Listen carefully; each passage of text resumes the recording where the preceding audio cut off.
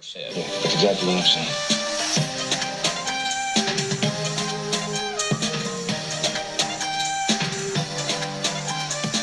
Great afternoon to you wonderful people. Welcome to this Wednesday edition of I Said What I Said, each and every Monday, Wednesday, and Friday right here on What's In It for the Black People Media Studios. Myself, Herb Howard, and my esteemed co-host, the one and only Tucson Warner. We get together right here with you and we discuss issues that are impacting the black community, how those things impact us as individuals, but also how they impact us as a collective. And along with your help, we talk through many of these issues in hopes of finding the optimum solutions for how we can overcome those things. Again, overcome them as individuals, but more importantly, overcome them as a collective. Thank you all so much for choosing to be a part of this conversation. As always, your input is valued. It is certainly appreciated. Anything you want to add to the conversation as we go through, feel free to leave through your comments. We'll read through as many of them as possible. Also, please take a quick moment to share the conversation. Please take a quick moment to share it.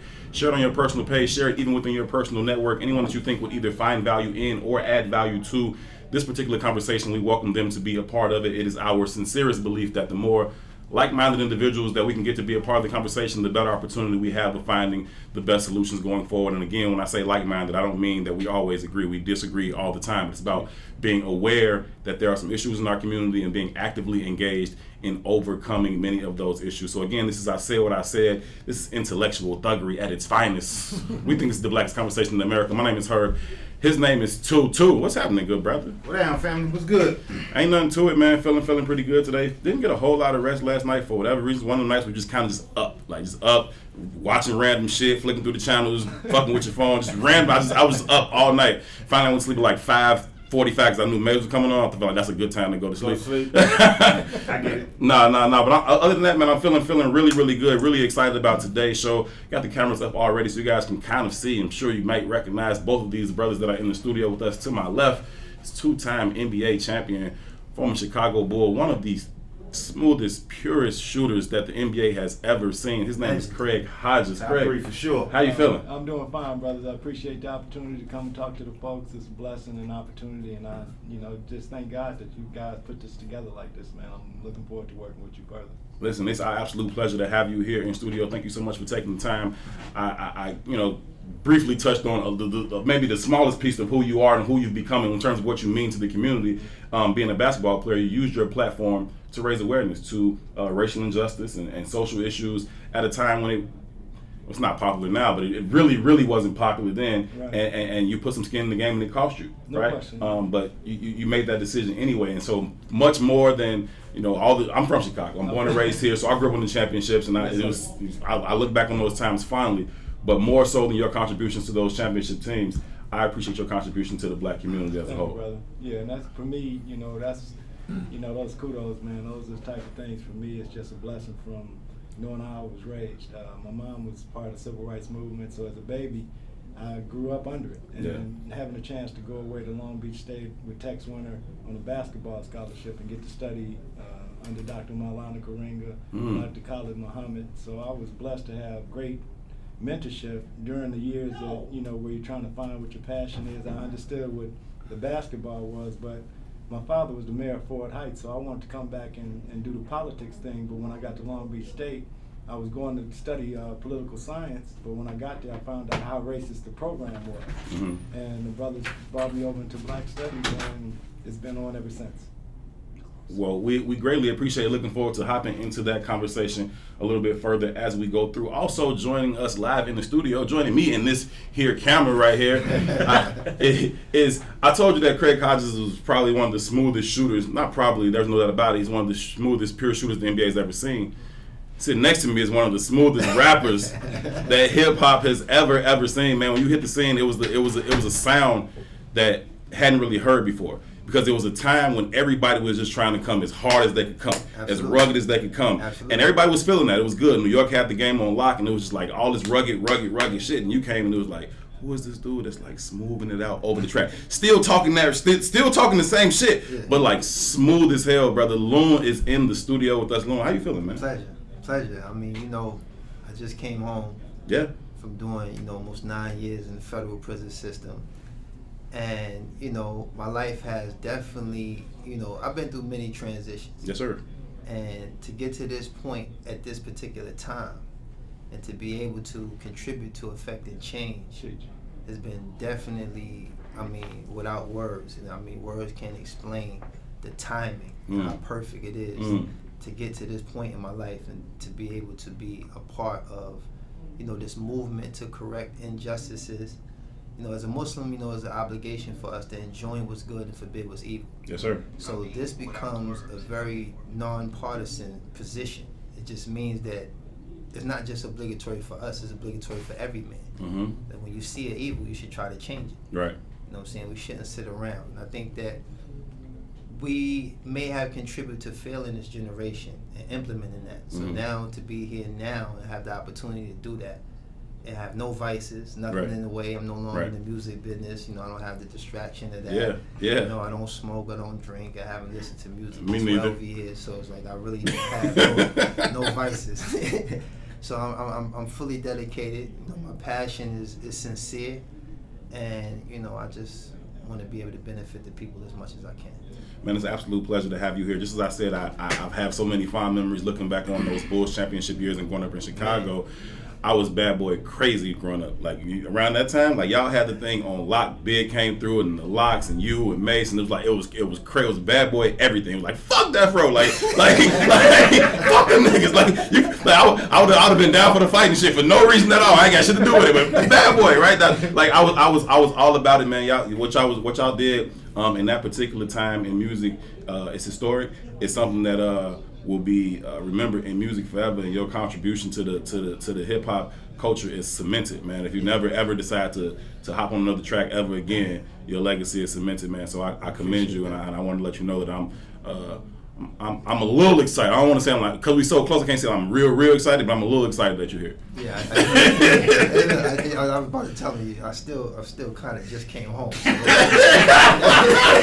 let's not get too excited. Don't get him started, man.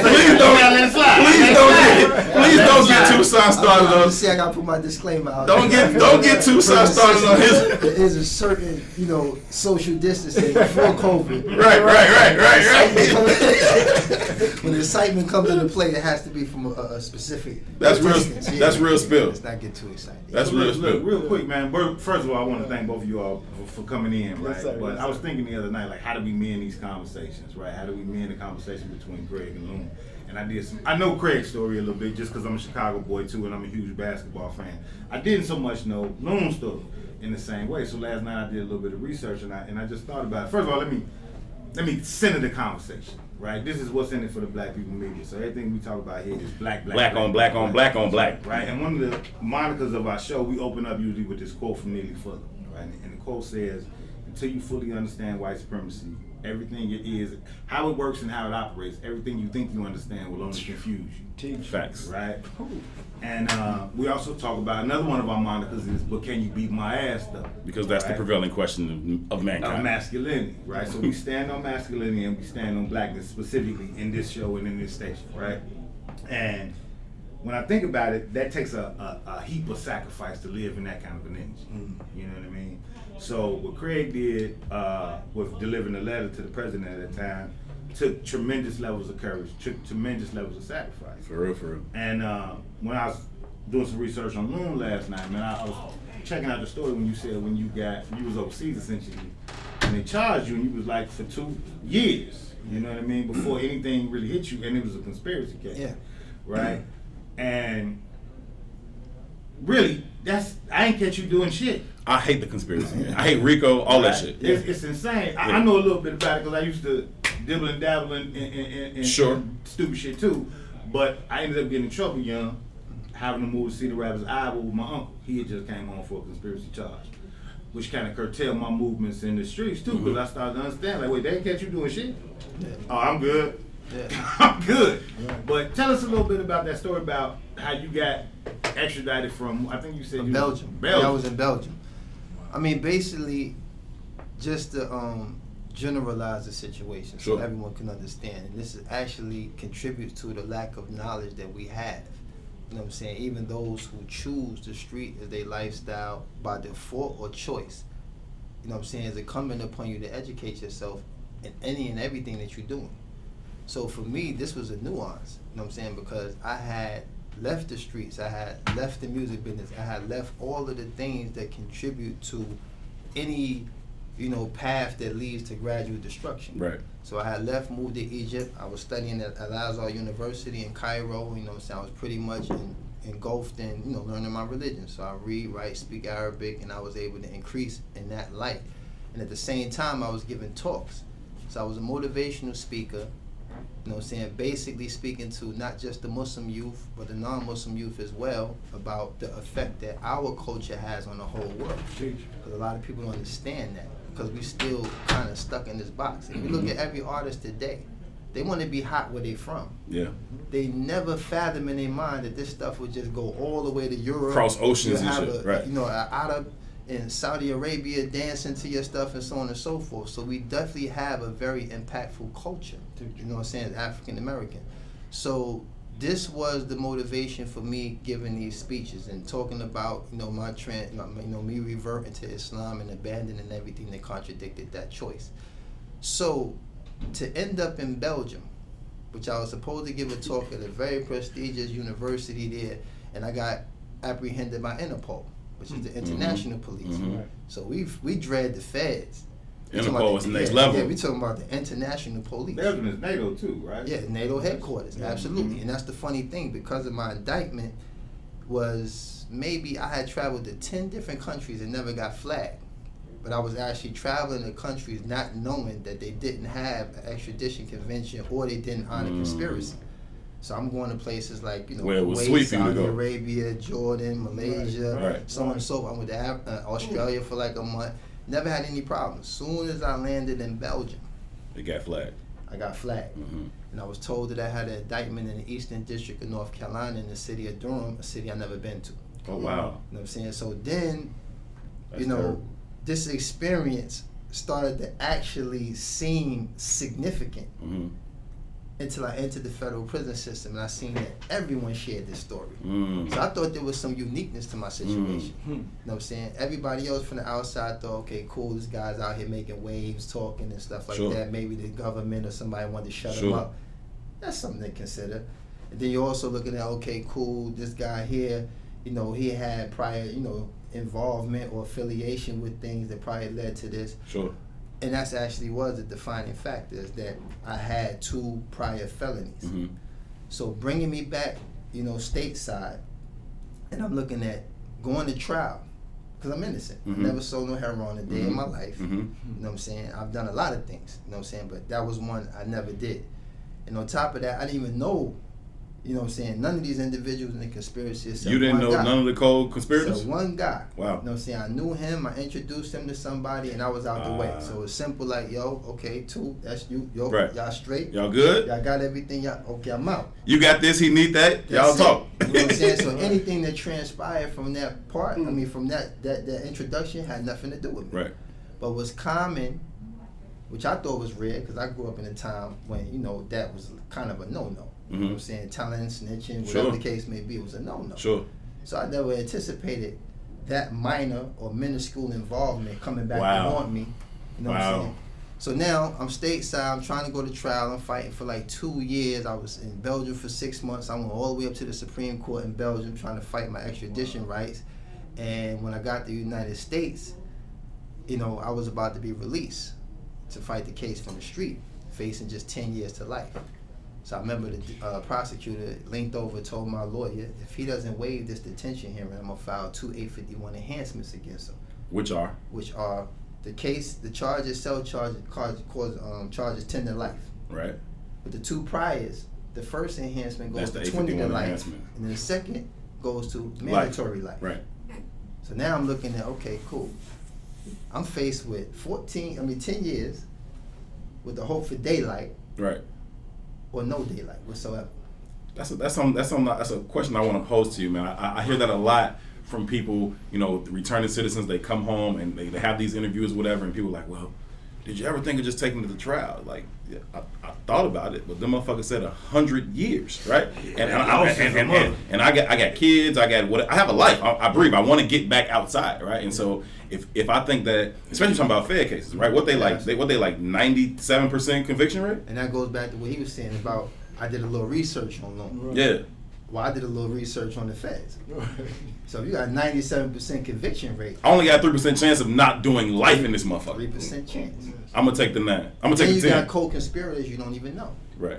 So whatever story they fabricate, you know what I'm saying, alongside with the prosecutor, aiding in the system and all this, then the jury of your peers. I was in Wilmington, North Carolina. They came and got you from Belgium. Right. They wasn't letting you go home. Yeah.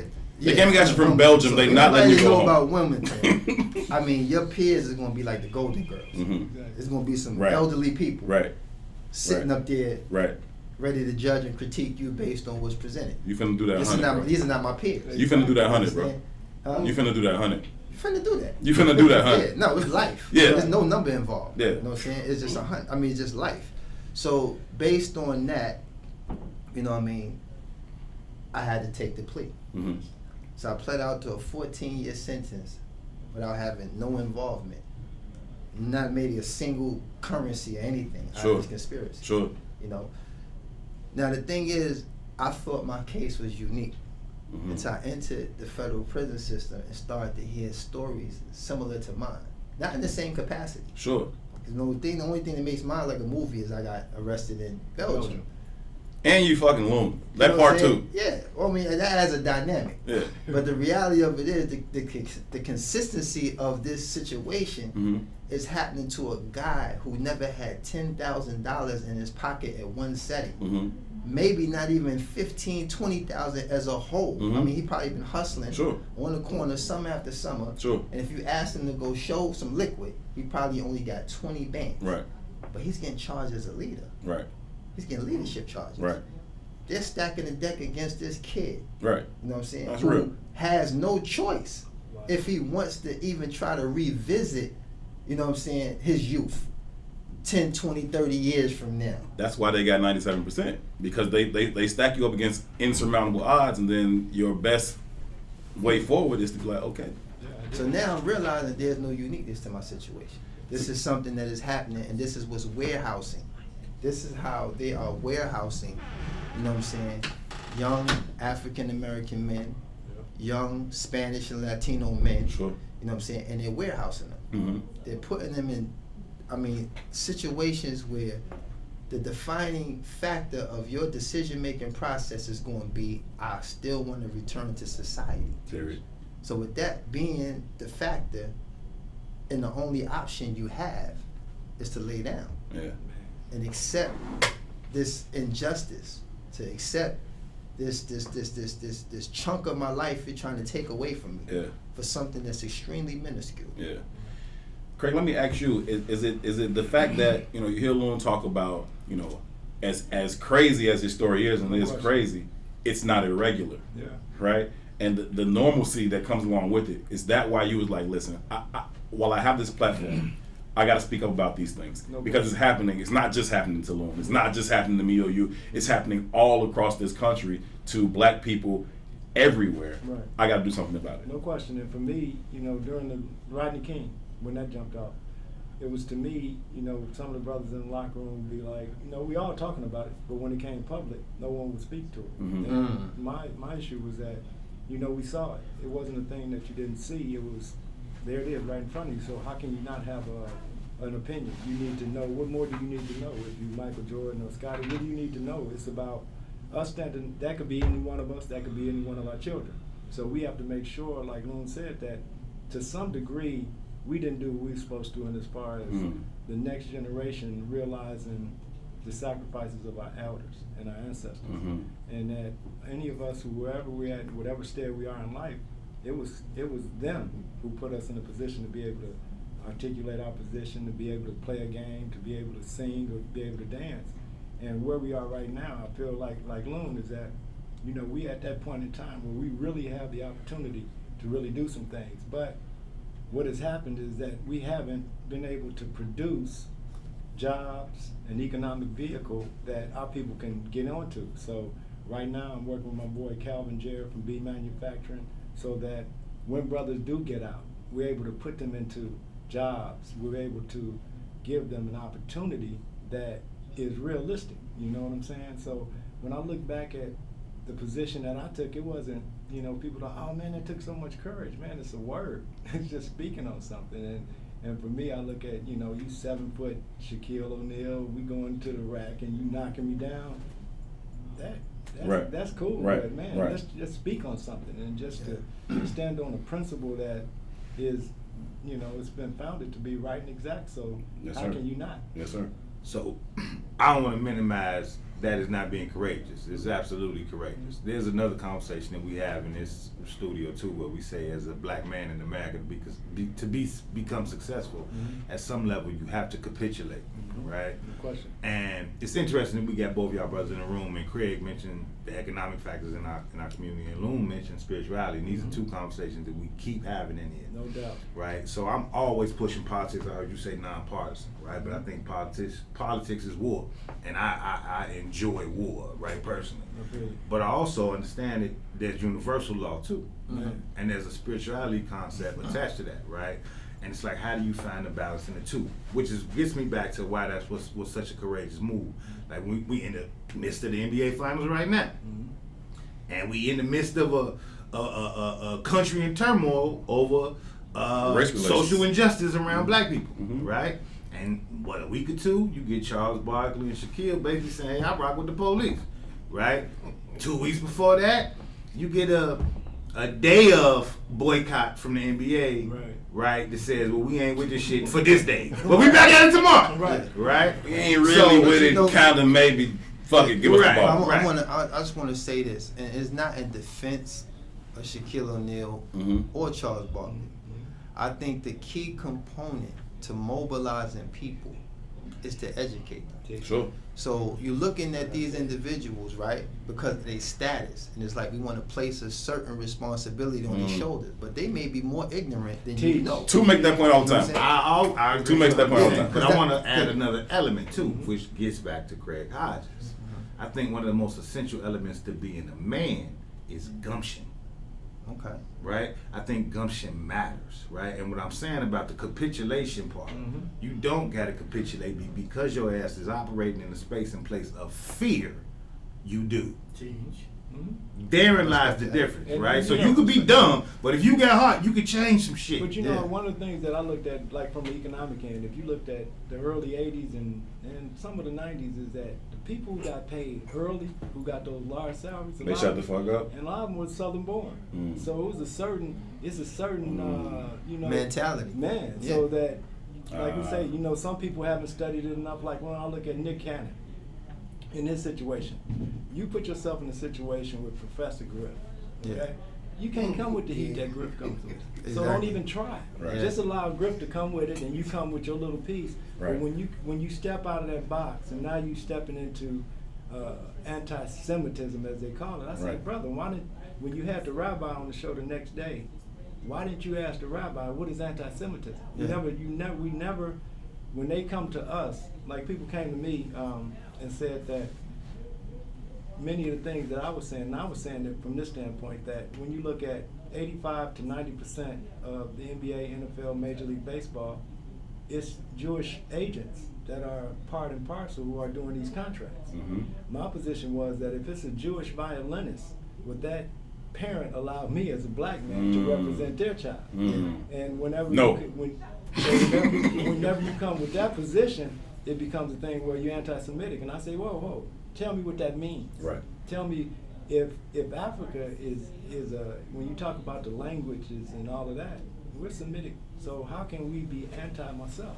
So there's a lot that goes into that. Man. That only seems to happen to us, right? When we are pro-black, then we are somehow anti some other stuff. And that's the Everybody's can be pro-white, Yeah, but they're not anti-American. We pro-black. Oh, you anti-American? You anti this? Like, no, And I think I'm not. that's the part and parcel of the whole system. Is that, like you were saying, that within it we think we're making moves, but we're not really making any moves. So when I look at the NBA taking the day off or whatever, and then when it comes time that brothers like LeBron walk out the meeting and said, okay, we're not gonna hoop, and then you call in Barack Obama and Michael Jordan, and I'm like, A couple of capitulators. and then I'm saying, why don't you call in Mahmoud Abdul-Rauf, Craig and Hodges. Word up. who actually had this happen to them, as opposed to speculating about. And it's funny to me, man, is how later people come to me later. I got a call a couple days ago from a brother, and we all know him, and he said Now's the time, high. And I laughed my ass off because I'm saying, dude, when I went to the White House in 1991, then was the time. It was 900 murders in the city of Chicago, brother. And that was right before the 94 crime bill. So, then was the time. Man, and that's the whole thing is that when he told me that, I'm like, man, what about your mom? It was her time.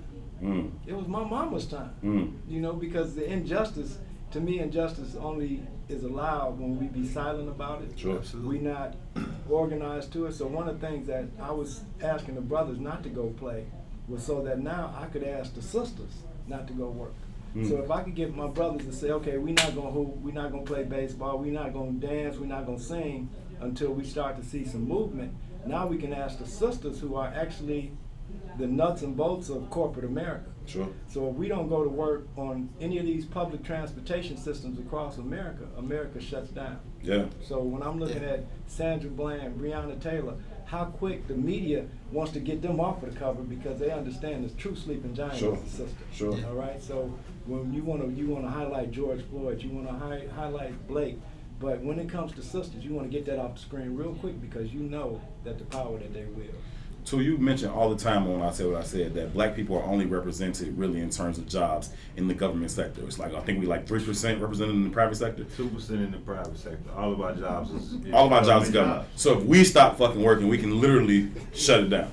Let me I don't know if y'all ever seen the documentary 13. Yes. Yes. Yeah. Yeah. All right. I saw this in prison, you know, and I wanted to get the people who was in charge of, you know, playing the movies in prison. Yes, sir.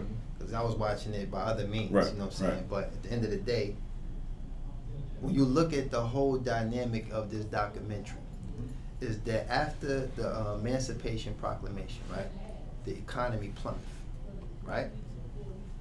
So what the government did was exploit the 13th Amendment, which says Absolutely. every man is free until he commits a crime. Absolutely. Right? So now you criminalize That's new slavery. this amendment, right? Mm-hmm. To do what? To reestablish Slavery. Workforce. the workforce. Mm-hmm. So now The slave people force. understood this, like you just said. I'm only speaking to the point you just made. Facts. Because when these situations happen, it seems like we go to work harder. Man. You know what I mean? For real. Tell the truth. So the reality of it is, like, me, I'm not. I would never say I'm a historian, Mm-hmm. but history teaches us a lot. It does. History teaches us a lot, and if we, once again, I think education is key. You know what I'm saying? In Islam, we say al-ilmu qabla qawli wal amal. Knowledge precedes speech and action. Can you run that back? Al-ilmu qabla qawli wal amal. In Arabic, this means knowledge precedes speech and action. Okay. So a person shouldn't say nothing or do nothing without knowledge. Mm. So when you have a lot of action going on with no knowledge, this becomes confusion. This is how you can't actually identify with the people who are advocating sincerely versus those who are advocating when it's convenient. So now what happens is if you want to demean the process, you target those who are advocating and they're not sincere. You understand? So this does away with the advocacy that's sincere. And this is where the divide is. So when you think about building a house, you build from a foundation. You don't build a house from the roof. So when everybody tries to put a roof around a situation, but you have no foundation, all you have to do is attack the foundation because it's weak. See, like that point there, That's fire. to me right there, that's what we experiencing in this Black Lives Matter. Absolutely. You know what I'm saying? That, Absolutely. That we have those sincere, and that's, for me being a baby of the movement, I think about, you know, I marched in Chicago Heights about 2 weeks ago. A young brother by the name of Darius Washington got shot 14 times by the police. And we're still trying to get the body cam and all that from Chicago Heights police. But it reminded me, we're in the middle of Palster Street, and I walked this as a baby with my mom now. So I'm looking at the difference in strategy. That when we were moving in the 60s, it may be like 10 or 12 brothers that would actually scout the site out and then come back, organize, and then we go practice on the school ground how the men were gonna be outside and some shit jumped off, the men on the outside, women on the inside, babies on the middle. That we practice that shit. Where now I look at it, there's no organizational structure. There's no structure. So I'm looking at how easy it is for somebody to infiltrate with a different mindset. So I'm in Chicago Heights and I'm watching this one sister, she's coming from a revolutionary standpoint. Sure. And I'm like, that's cool, but that ain't cool for what we got right here. You haven't talked to the masses. You come from Chicago on a whole different mission that now my people ain't ready for that. So my thing is, when we're talking about this whole protest thing, is that we have to be mindful that now there are laws that say you are a urban terrorist if we get you out here doing what we say you're not supposed to be doing, even though you think it's peaceful. We have or even though it's supposed to be your right. And that's it's supposed to be your right. There it is. And that's the cold piece where, once again, this system of white supremacy, racism, your right ain't my right. Yeah. Right. But see, the thing is, when you mobilizing these people, they don't know it's their right. There you go. You know what I'm saying? So now, when you have this consistent, contradiction, or this constant attack on these efforts, everyone goes to scattering and running, not knowing to stand because it's your right. Not stand because, okay, I ain't no punk. Right. But that ain't you gonna help. literally have the right. You have the right. But if you're not educated, then how could you be effective in any type of battle? Yeah. But that's a question we gotta gotta because ask battle ourselves. is not brutal. Remember what you said about the acronym, but can you whoop my ass? But check this out. That's a question we gotta ask ourselves, right? Going back to the Dred Scott, do we have the right? See, this is where I get confused. That's it. Right? That's it. If we operate from the Neely Fuller standpoint that until you fully understand white supremacy, everything you think you understand only confuses you. Going back to the Dred Scott case, Exactly. You have no rights that a white man is bound to respect. Sure. Right? And we seem, and this is where I get to, but it's the same conversation all around the board. It's the same It's shit. the same conversation, right? But part of my struggle is that we lack an authentic identity. So you do get confusion. You can't organize because everybody got a different thought. Now that's what I'm saying. It's like, okay, how do we? Who are we? Who are we? Yeah. So I'm saying that. That's number one. What's the first thing? Man, You're a human being. there you go. Now, if you look at history, once There you again, go. There you go. you take the civil rights movement. You didn't get anybody that was in opposition to join until it became a humanity thing. Right. So when you alienate it to be one thing, right? Not taking away anything from the Black Lives Matter. Right. But you're alienating a whole, demographic or dynamic to say that is only contingent upon this, right? But in all actuality, we have to also identify with the people who don't have this color, who are sincerely involved in trying to help and aid and assist because they see it as a humanitarian thing. They'll never be able to do it from a place of understanding the culture, understanding what the ethnicity. So how you found the balance then, Loon? Like, because I feel you on the piece in terms of getting other people involved, right? In terms of finding advocates and allies and all that. I feel that piece. But in terms of identifying who we are, what it is that we want and how we're going to go about getting it, I think identity is a critical component to that equation. Like you take the LGBTQ community, right? They went about defining themselves. Who the fuck are we, right? And then once we know who we are, we can figure out what it is we want. And if we're organized enough, we can go about. There's no discrepancy in that. Right. They don't have a debate about how do we go about getting that piece, right? Because I think that's as important as getting other people on board. I think that getting other people on board is fine, but until we are unified in who we are, the white lady from suburban America ain't really going to change our circumstances on the ground. Like you just said, you made a fine point. Because like you just mentioned the LGBTQ community, right? They don't have a discrepancy about their identity. And when they do, they add another take letter. It all in. You know what I'm saying? They got an acronym that says each one of these different dynamics of this belief that we have is all under one banner. Right. We That's have an us. issue with our blackness. Yeah.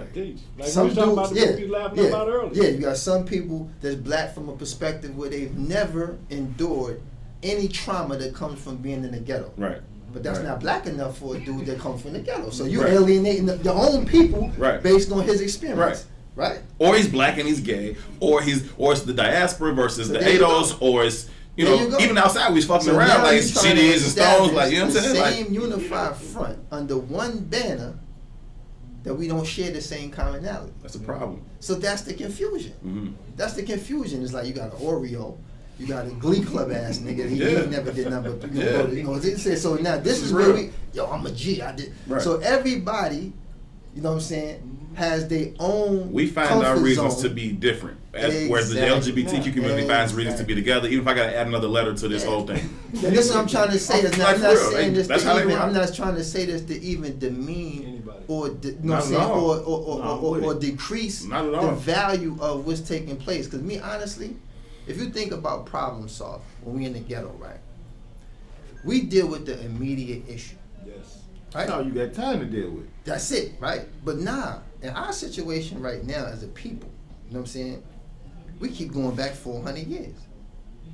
We have an immediate issue. Let's win the small battle.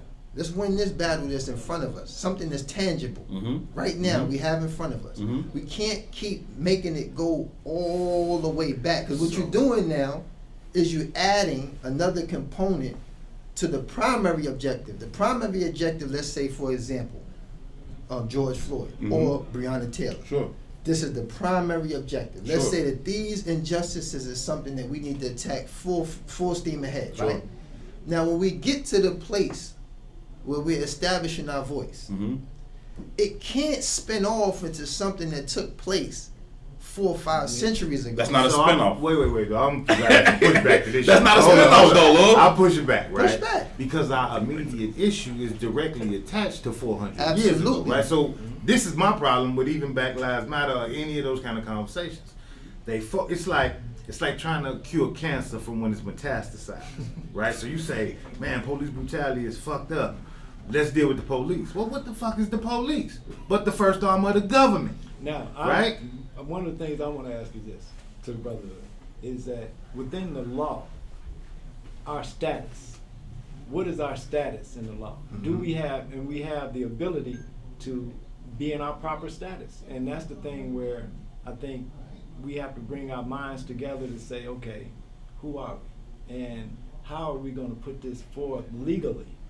I'm with it. Which still goes back to the 400-year conversation, right? Okay, we about to have a break. I want to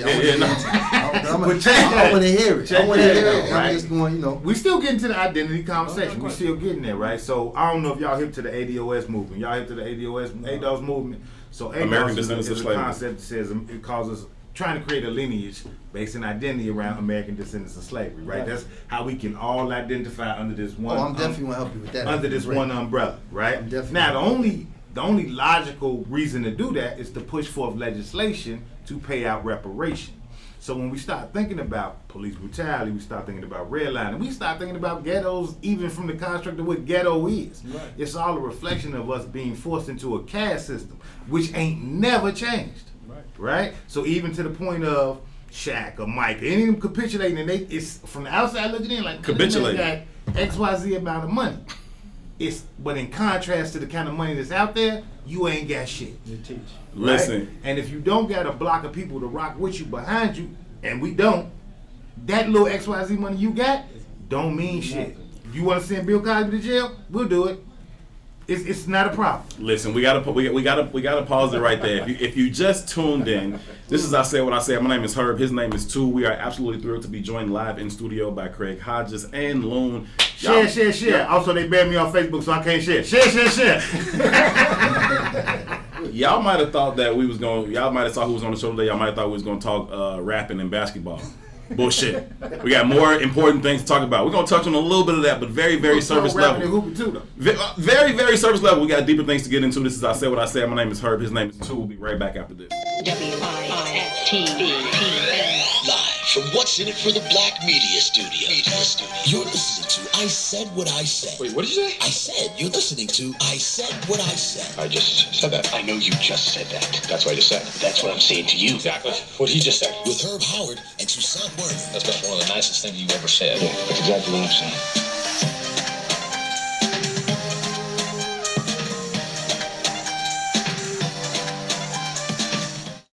Close to your mic. I might switch. Matter of fact, hell, let's just switch. That'll be easier, and I can just talk into this one. That's the director mic? Oh, I see what you're doing. It's a puff move right here. He done blocked my whole face. Yeah. Hey, I was gonna get into that because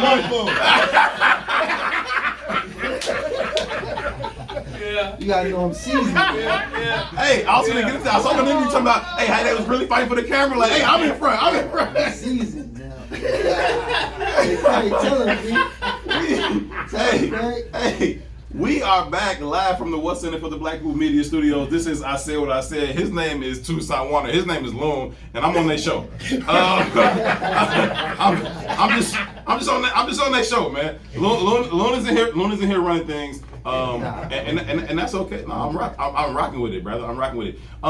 Wait, let's clear this up first, though, right? Obviously, on a star level, you were introduced to the world as Loon, right? You no longer go by that. I mean, Not the thing is this. Normally. People know Loon. Yeah. Right? Even though I became Amir. Right? But in order for you to get to Amir, you know, I gotta go accept through Loon. that you know me as Loon, right? I can't just That's fair. force you to just Nigga, don't call me Loon. I don't know Amir. Exactly. Because that's what happens when people find some type of adjustment in their life. Sure. Out of fear of losing it, what they do is repel anything that attacks it. So it's like, you know what? Nah, don't do that no more. Don't do that no more. But that is still a part of you. I dig it. So I want to be clear because listen, you've gone through, like you said at the top of the show, you've gone through a lot of transitions in life, and you know I know you're not rapping no more, but you still move like a rapper. It's 37 niggas in this studio right now. Okay, you still move like a rapper. Most of them from Chicago. But listen, I just wanted to say this one thing because before the break he mentioned something about ADOS. I just want to give you a short glimpse into what led me to accepting Islam. Right. Mm-hmm. The first experience is when I went to Senegal. I visit Gorée Island, which is the first slave houses ever built. Yes, sir. Right? In short, when I took the tour, not the generic tour, the guy that they had looked like a Disney tour guide, I didn't go with him. I went with a brother that was actually a resident. He lived in Senegal. So his grasp or scope of understanding was a little bit more in depth. So long story short, he said 60 million slaves passed through here. Wow. But 6 never left the soil. They fought and they died. So you know me, I'm ignorant. I'm a rapper. There must have been some real niggas. For real. They had He to said, nah, they were Muslim. So what that mean? Right. He said they would not submit to no one other than Allah, and they fought and they died. He said the ones that were weaker in faith, they were the ones who got sold into slavery. So that stripped me of nationalism.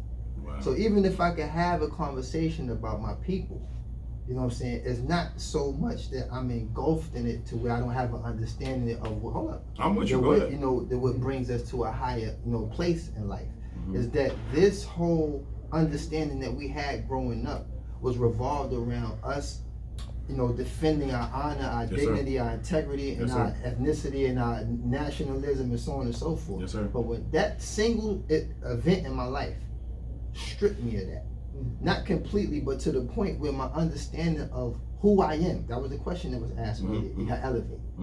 The second experience is I went to Kazakhstan.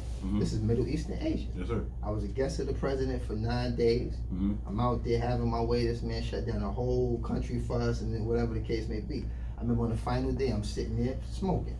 So I asked the guy, like, when you see a nigga, how you say what's up? Right. He like, salam alaikum. This man look like Yao Ming. Right. You know what I'm saying? This is Middle Eastern Asia. These are descendants of Mongolia. Yes, sir. Exactly. You Yes, know what I'm sir. saying? So I'm sitting there like, that's what the Muslims say. That's Because a you remember in New mindfuck. York, all I knew was the Yemenis, Sure. the West Africans with the cabs, Sure. the Pakistanis with the pharmacy. Sure. I ain't never seen this length of diversity. Right. So that was my first encounter with a more immense diversity in Islam. Then I remember I got booked to go to Dubai. And the girl that was working for me at the time, like, I ain't going that shit, you crazy? I done seen the little Yemeni pictures, they got the little kid with the AK. I ain't going that shit, you crazy? Right. She like, so you don't want to go? She bidding off me. But then she started showing me pictures. No, I I'm like that. Nah, that's not the place. Right. Definitely. It's luxurious as hell. So now that showed me, just like every other experience I had in Africa, we now all walking around famished with flies in our face. Right. All the Arabs out there, not terrorists. Right. All of these things of being you know what I'm saying, diverted Yes, sir. in this country to keep you in a box. So a wise man once told me, my grandfather, he said the instructions is always on the outside of the box. The ingredients is on the outside of the box. So how the hell you gonna make sense of what the ingredients of Captain Crunch is if you're living inside the Captain Crunch box, right? So this is where we stuck. This is why we keep trying to make sense. So let me throw these two things back at you. Because I've always said stuff to throw back to. Yeah, I know you. I mean, you understand. I've always been not always, but I've come to the understanding, in my opinion, that black people on American soil come from the strongest people that have ever walked the face of this earth. I'm talking about people who were able to survive the transatlantic slave trade, right, and then survive slavery, survive Jim Crow. I think that black people in this country now come from the strongest people that ever walked the face of this earth. And then when I hear what you're saying, I hear it's like, the strongest motherfuckers died at the word go. So let me introduce the piece about Kanye saying slavery was a choice. Where you come in on that particular conversation in terms of the practicality of it and the actual circumstances that the people found themselves in. I'm glad you asked that because I speak to Kanye. You know what I'm saying? I've known Kanye for a very long time before he became outspoken and everything. He was a very shy dude. Very talented, very quiet guy. He didn't speak much. Now that he's had the same experiences that all of us, when we reach a certain level of success, we get exposed. We get exposed to stuff. So I think that he says things without thinking them all the way through. He says things without actually explaining the source of the statement. So what happens is it falls into that sound bite to where it can get chopped and screwed and misinterpreted. And then when he tries to walk it back, it gets worse. Sure. You know what I'm saying? As he usually does. But listen though, I'm just saying in defense of him because I know I deal with the hearts of men. You know what I'm saying? The hearts of men is going to exceed all these other things. Because that's where we live. Or that's where we're supposed to live. That's real. You understand? I live in my heart. This is why this sentence for me, not to even boast of, it was easier for me because I lived in a place that's safe. You know, the heart is a filter. You can't have two things that contradict itself live in the same place. Yes, sir. But your brain is like a hard drive. Yeah. You store all this shit up Everything's there in and there. try to make sense of it. Figure it You out. understand? But in the heart, faith and fear can't occupy the same space. It can't. Because what you love is going to repel what you hate. They're not going to be able to reside. But we keep trying to make sense of information that we've saturated our brains with. And like, if you look at this phone right here, if you're over too many apps, too much data, this joint gonna shut down. Absolutely. You understand? And this ain't gonna be no good when it's time to make an actual sound decision from here. You know what I'm saying? Because when the brain shut off, you can still live, right? Plugged up and everything. Well, yeah. But when the heart stops, where you going? I gotta take a break because in the 1 o'clock hour I blew through all the breaks and so we come up on the 2 o'clock hour. I want to make sure at least we hit the one of the top two. I know you got some responses, and then Craig, I want to get back to you because there are some things that are going on present day with some athletes that I want to find out about how you felt about it because you played for the rock star team in the 90s, right? So if anybody had a platform, it was y'all. Y'all everywhere y'all went. Hundreds of cameras followed y'all around. It was like that for y'all. And so I want to find out, what was it like for players in that time on the issue of speaking out and using their platform versus what it looks like today. This is I Said What I Said. His name is Tucson Warner. My name is Herb Howard. We're joined live in the studio by Craig Hodges and Amir. Appreciate both of y'all brothers being here. We'll take a quick break. We'll be right back after this.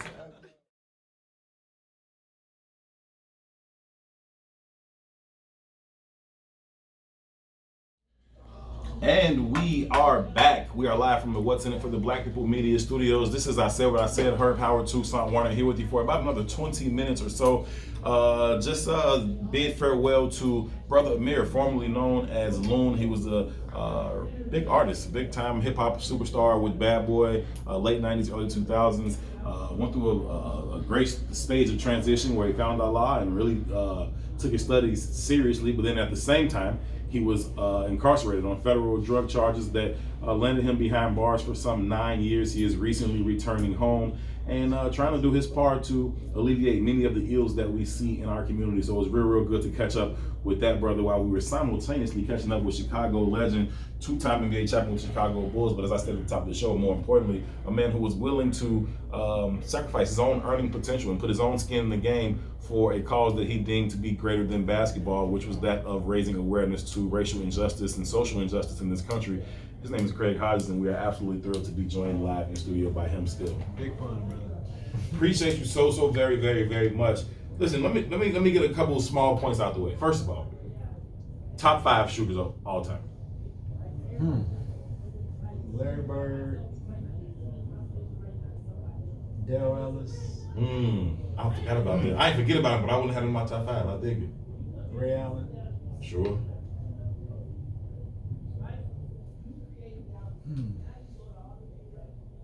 Don't be scared to say it. I see it on the tip of your tongue.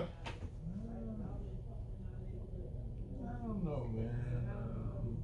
Steph, sure. Steph is in there. Yeah, Steph is top 5. Yeah. And I'm sure Craig Hodges is in there. Craig Hodges, that's what I'm waiting on. That's what I'm waiting on. It's so funny, man, when the comparisons are made like that. It's fun to be in the mix of it. That's real. To even be able to be part of the conversation. But for me, it's one of those things where at one point in time, I know I feel like from 1989 to probably like 1993, nobody on earth shot it any better than me. That's a fact. So it's one of those things. You go through your time, you do what you do when you do it. So it's a good thing. Love it. So, basketball has become, it's not even become, but it's an industry and it's getting younger and younger and younger, right? So I got a young athlete at the house. My son's a basketball standout at the 8th grade level. Okay. Just 8th grade, right? And I played when I was young too, but it's very interesting to see how the dynamic has shifted so drastically, right? I find him every day watching YouTube or Instagram and, man, Dad, this boy's ranked. This dude is ranked here. This dude is ranked here. This dude is ranked here. And it's a lot of money being generated around kids that are 13, 14 years old, right? And it's becoming a greater struggle, because I got to be honest, right? I talk a lot about capitalism, but we're here. There you are. Right? And in this system, you still got to be able to manipulate or manage it in a way that it best suits you. Right? So when I look at ball specifically for my son, I say to myself, this is an opportunity for him to get a free education and nothing else. Right? I can write that ticket right now with my son. Gotcha. I know I can get him to this level. But then it backfires on me, because when I want to discipline him, the one thing I want to do is take away ball. Right? But because it's a kind of a system and a business at this point, if I take away ball, he can lose his standing, which is ultimately going to offer the opportunity for him to get an education. Right? So it's become a constant struggle in my house, like how to manage this, or do I not allow him to play AAU, or do I allow him to go to this school, or it's really getting ridiculous, but it goes back to the same point I made. And it's hard. It's to the point Loon might have said about getting out the box. Right, and the funny part, like I look at this generation. I'm so glad I played when I played, because there's so many distractions right now. Distractions of where you're ranking, and I'm like, I got a young brother that I've been training since he was 9 years old. He goes to Marion High School. He's going to be a sophomore. And the thing I did with him was telling him that when you're 9, we're just getting you started, brother, and that the most important game for you right now is the last game of your senior year. So anything in between that, just chalk it up to experience and understand that right now, especially with this COVID thing going on, the main thing that I'm like this evening, I'll be out in Lansing working with some young brothers and sisters on their game. And my thing right now is we're working on straight up conditioning. I want you to be in as good as condition as you can be. So we'll be in the gym for an hour and 20 minutes tonight. 40 minutes will be conditioning. The other part will be skill training. So my thing is, we don't know when the curtain is going to be lifted on this thing, but you have to make sure that you're in shape. You have to make sure that your skill levels are where they need to be. I'm not really concerned so much about the scrimmage situation right now. I want you to be working on your weaknesses. And I think that's one of the things that, like you said, there's so much money in youth sports, whether it be soccer clubs or baseball clubs or whatever. All of those situations have made it to where young people see their potential. So you have your young son along with all these other young brothers and sisters wanting to see man, I can go on Instagram and I see so-and-so is ranked number 20 in the country. I beat it. I was in this stuff last summer. Right. So it's a whole lot of dynamics that I'm so glad that I didn't grow up in. But you have to manage it to a point where I would tell you as a parent, I played from 8 years old until I was 32. And it's so many games you have in your body. And the way the AAU is run, I feel like, okay, if we have a practice game where there's no referee, no uniforms, that's not a game, that's practice. But once you put that uniform on and the referee is out there, popcorn is popping, that takes a whole nother dynamic in your body. So I want young people to have the majority of their games between 17 and 27, as opposed to having them games where you didn't play. Like my sons, when they were high school age, I told them, look at man, you got 30 AAU games or something. That's it. That's all. You pick them. You can pick them whether it's early or whether it's at the AAU national tournaments or whatever. But the majority of your play this summer is going to be with your high school team, because that's where your memory is going to be. That's the people who you're going to have to make it work for when it comes to you getting a scholarship. To where now it's almost, you can almost just be on the reverse. You can just be on the AAU team and don't even play for a high school team. They don't recruit out of high school. They recruit out of AAU. Yeah, so and the exploitation. I love the game from a purity standpoint of it. So when I see a lot of stuff that's going on AAU wise, I'm not really with it, because it's so much exploitation of young people, and the coaches are making money off of it. That you have so many programs where it's all about dollars and numbers, as opposed to making sure these children are better basketball players and understanding, what is meant by being a student athlete. So I formulated that question on purpose, right? Because it goes back to the conversation we've been having all day, partially about gumption, about masculinity, right? And some of the lessons you just learned. And like I said, I was big into basketball and another shorty too. It's just certain lessons you learn in the neighborhood, on the court. With the older guys. That's right. And see, that's a lot that's not going on.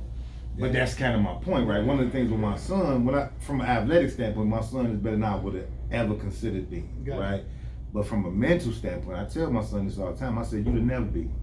Because you ain't tough enough. You'd have never beat. And see, so much now, like I look at it, is you have young guys who not going to the gym unless they with their trainer. You know what I'm saying? Where if you going to YMCA or fitness, Formula Fitness or whatever, and there's a gym there, go play with the older guys.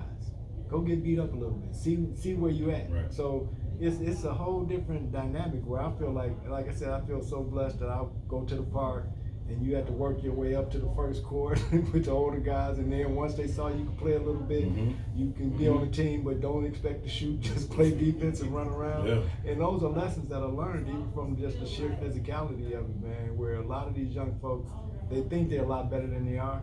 And like I go in the gym, I was in the gym with a young kid, they say he's supposed to be going to Michigan or whatever, he's going to be a junior. So, white kid. So I'm talking to him, and he go to the free throw line, and I'm telling him to set his feet. He's setting sideways. I'm telling him to set his feet straight. And he tells me, and I start laughing. He's like, man, you fucking up my game. You. Me. And I looked at his mom. I called her over. I said, what you shoot from the line, like 90%? I said, come on, dude. This is what I'm telling you. What I'm telling you is simple, man. But the fact that you said that, that's funny to me, because, but this young generation, man, they have had, like us, when I was coming out of high school, 1978 to 1978, the only way we could get on TV was to go downstate. Right.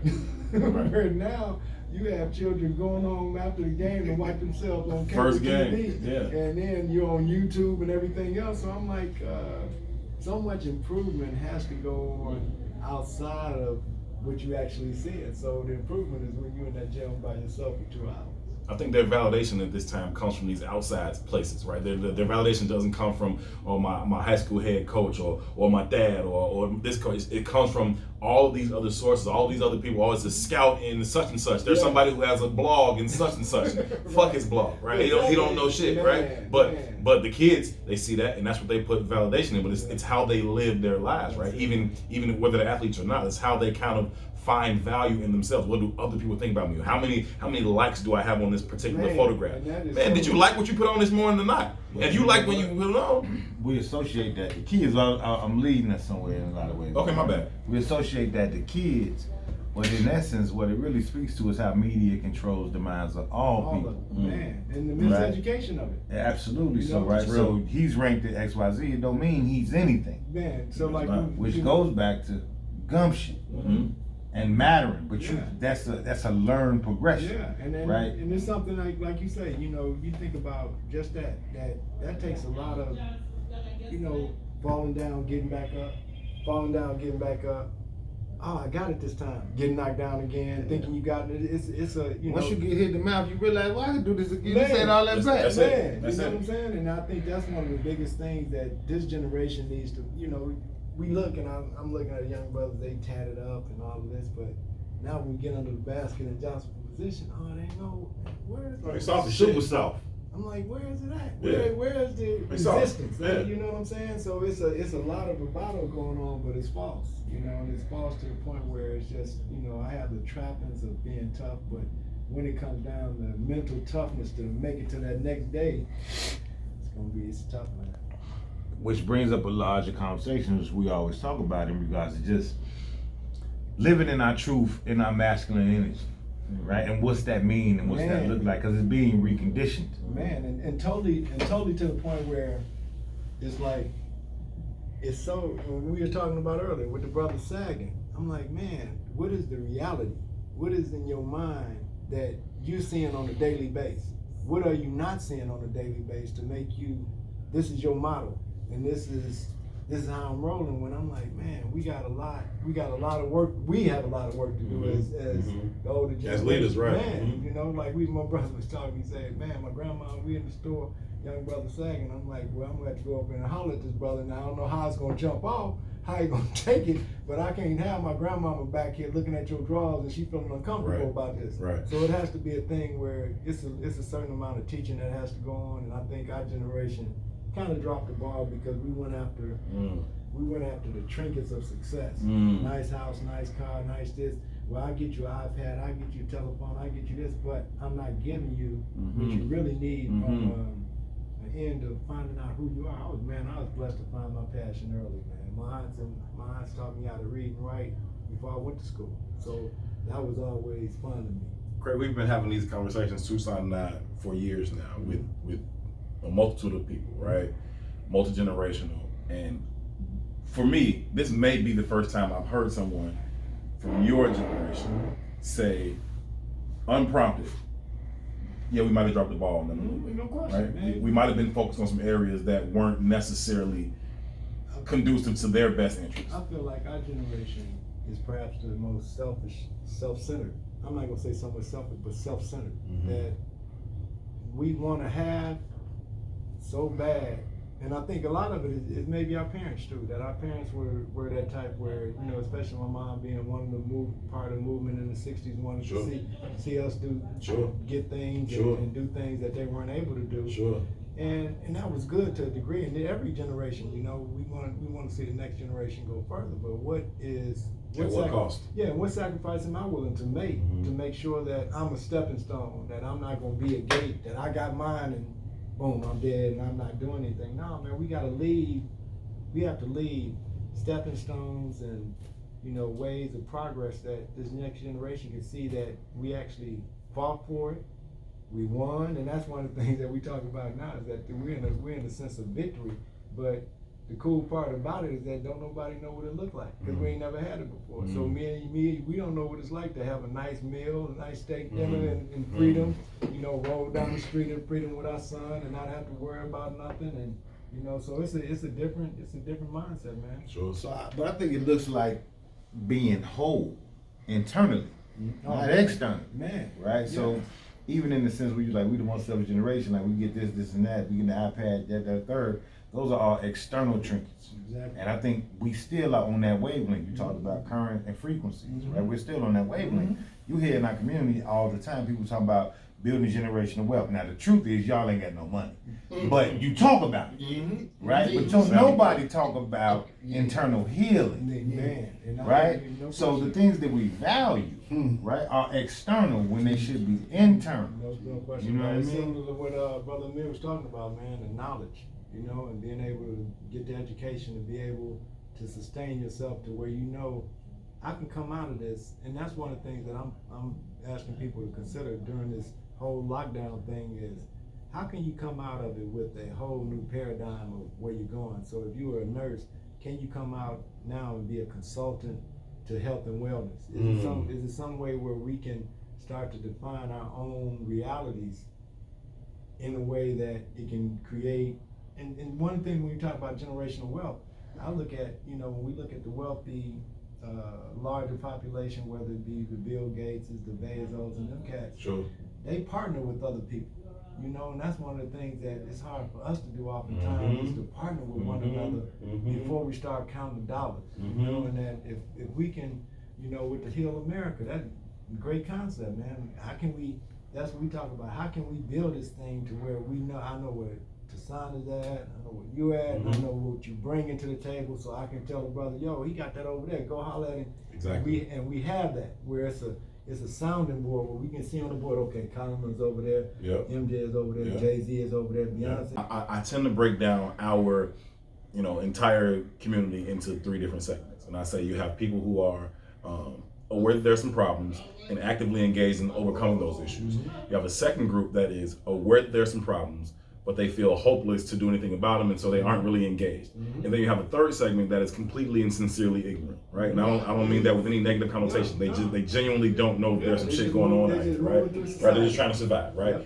And so I think that the onus is on those of us who are aware and engaged, right, to then come together, unify, and start to stack some victories. If we can do that, it'll build some momentum, and that'll make it more likely for that second group who is aware but unengaged because they feel hopeless. Say, oh, maybe it's not as hopeless as I thought. Maybe I can get into it. And once those 2 groups are in unison and getting some things done, maybe we can figure out a way to go at that third segment. But and maybe not, right? Everybody might not be able to go, but we still got to get moving. You know, like when we walked in there today, man, how powerful that was.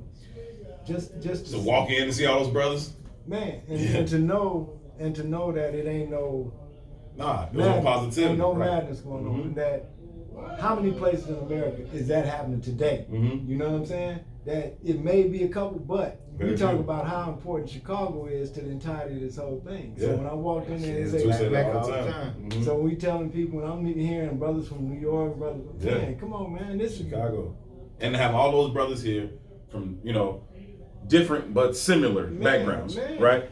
With the common purpose in a black-owned media network, right? Trying to get our message out to our people. I think that's powerful. It's potential there that we must tap into. To me, those are victories. They have to be. You know what I mean? Those are victories. So I tell my people, man, August, that 1619 project, you know, even though we go back 1555, but 1619, hey, 400 years was up in August. So why now we have to move as though we have to move in a victorious manner? I want to ask you one question. Having went out on that ledge as you did, use your platform for the greater good of black people, but then not being fully supported in that way, was there ever a moment where it's like, man, fuck y'all? Like I put myself out here for y'all. Y'all didn't rock with us, right? Nah, was there ever a moment like that? No, but for my sons.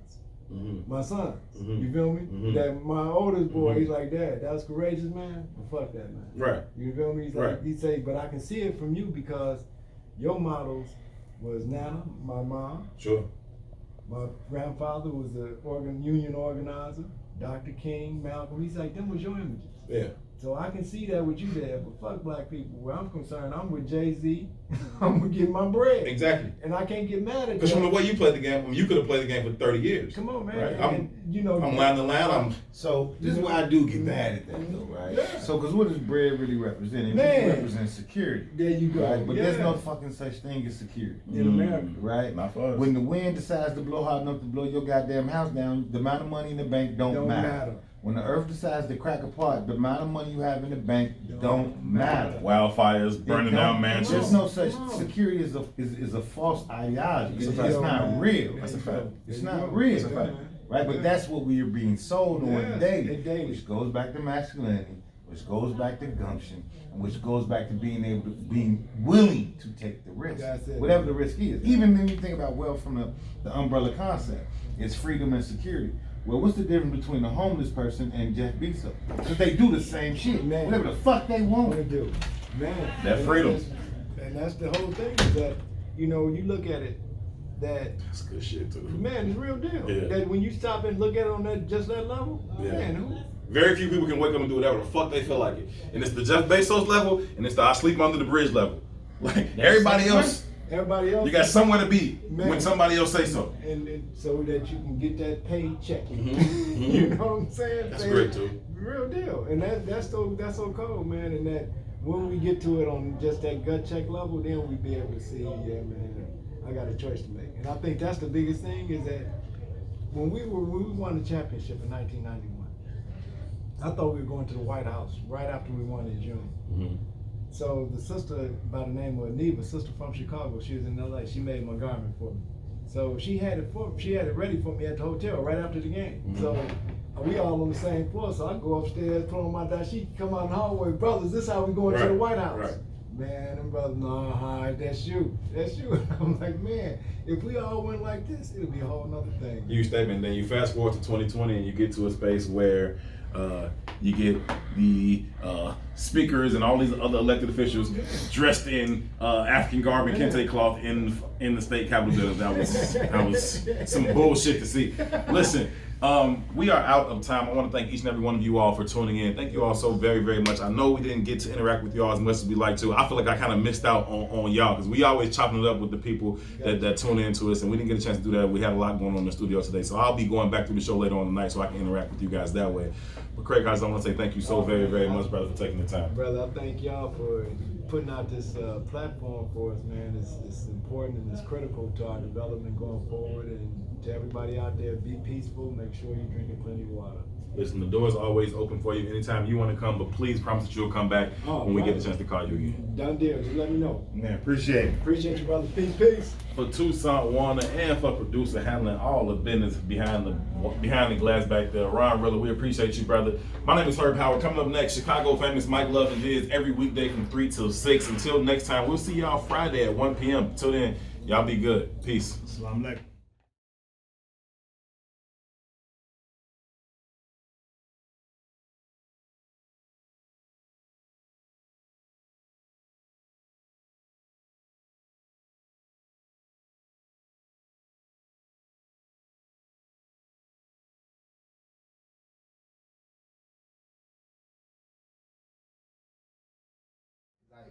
Before the break, he mentioned something about ADOS. I just want to give you a short glimpse into what led me to accepting Islam. Mm-hmm. Right? Mm-hmm. The first experience is when I went to Senegal.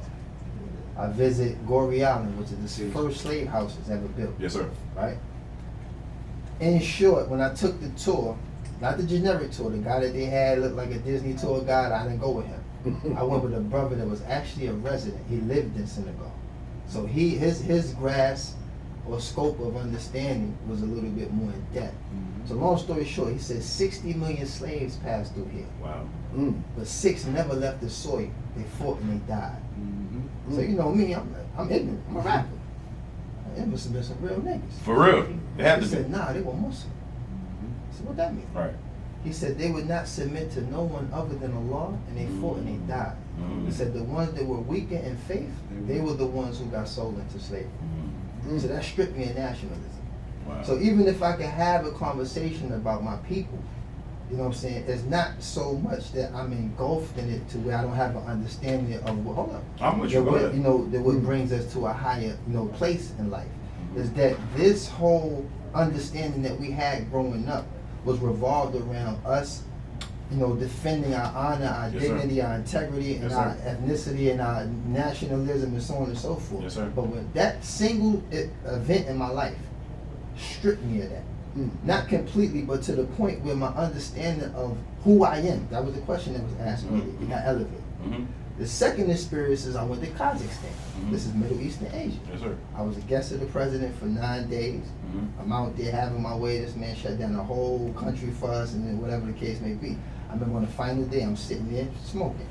I asked the bill, you see a nigga, how you say what's up? Right. He like, salam alaikum. This man look like Yao Ming. Right. You know what I'm saying? This is Middle East and Asia. These are descendants of Mongolians. Yes, sir. Exactly. You know what I'm saying? So I'm sitting there like, that's what the Muslims say. That's Because you know, in New York, all I knew was the Yemenis, Sure. the West Africans with the cabs, Sure. the Pakistanis with the pharmacy. Sure. I ain't never seen this length of diversity. Right. So that was my first encounter with a more immense diversity in Islam. Then I remember I got booked to go to Dubai. And the girl that was working for me at the time, like, I'm going, that shit crazy. I done seen the little Yemeni pictures, they got the little kid with the AK. That shit crazy. Right. She like, so you don't want to go? She bidding off me. But then she started showing me pictures. Not I'm like that. Nah, that's not the place. Definitely. It's luxurious as hell. So now that showed me, just like every other experience I had in Africa, we not all walking around famished with flies in our face. Right. Right. All the Arabs out there, not terrorists. Right. All of these things are being, you know what I'm saying, diverted Yes, sir. in this country to keep you in a box. So a wise man once told me, my grandfather, he said the instructions is always on the outside of the box. The ingredients is on the outside of the box. So how the hell you gonna make sense of what the ingredients of Captain Crunch is if you're living inside the Captain Crunch box? Right? So this is where we stuck. This is why we keep trying to make sense. So let me throw these two things back at you. Because I've always said stuff to throw back to. Yeah, I know you. Until you understand. I've always been of, well, not always, but I've come to the understanding, in my opinion, that black people on American soil come from the strongest people that have ever walked the face of this earth. I'm talking about people who were able to survive the transatlantic slave trade, right, and then survive slavery, survive Jim Crow. I think that black people in this country now come from the strongest people that ever walked the face of this earth. And then when I hear what you're saying, I hear it's like, nah, the strongest motherfuckers died at the word go. So let me introduce the piece about Kanye saying slavery was a choice. Where you come in on that particular conversation in terms of the practicality of it and the actual circumstance that them people found themselves in. I'm glad you asked that because I speak to Kanye. You know what I'm saying? I've known Kanye for a very long time before he became outspoken, and that he was a very shy dude. Very talented, very quiet guy. He didn't speak much. Now that he's had the same experiences that all of us, when we reach a certain level of success, we get exposed. We get exposed to stuff. So I think that he says things without thinking them all the way through. He says things without actually explaining the source of the statement. So what happens is it falls into that sound bite to where it can get chopped and screwed and misinterpreted. And then when he tries to walk it back, it gets worse. You know what I'm saying? As it usually does. But listen though, I'm just saying in defense of him because I know I deal with the hearts of men. You know what I'm saying? The hearts of men is going to exceed all these other things. Because that's where we live. But that's where we're supposed to live. That's real. You understand? I live in my heart. This is why this sentence for me, not to even boast of, it was easier for me because I lived in a place that's safe. You know, the heart is a filter. You can't have two things that contradict itself live in the same place. Yes, sir. But your brain is like a hard drive. Yeah. You store all this shit up Everything's in there and there. try to make sense of it. Figure it You out. understand? But in the heart, faith and fear Shut can't occupy down, the same space. It can't. Because what you love is going to repel what you hate. They're not going to be able to reside. But we keep trying to make sense of information that we've saturated our brains with. And like if you look at this phone right here, if you over too many apps, too much data, this joint gonna shut down. Absolutely. You understand? And this ain't gonna be no good when it's time to make an actual sound decision from here. You know what I'm saying? Because when the brain shut off, you can still live, right? Plugged up and everything. Yeah. But when the heart stops, where you going? I gotta take a break because in the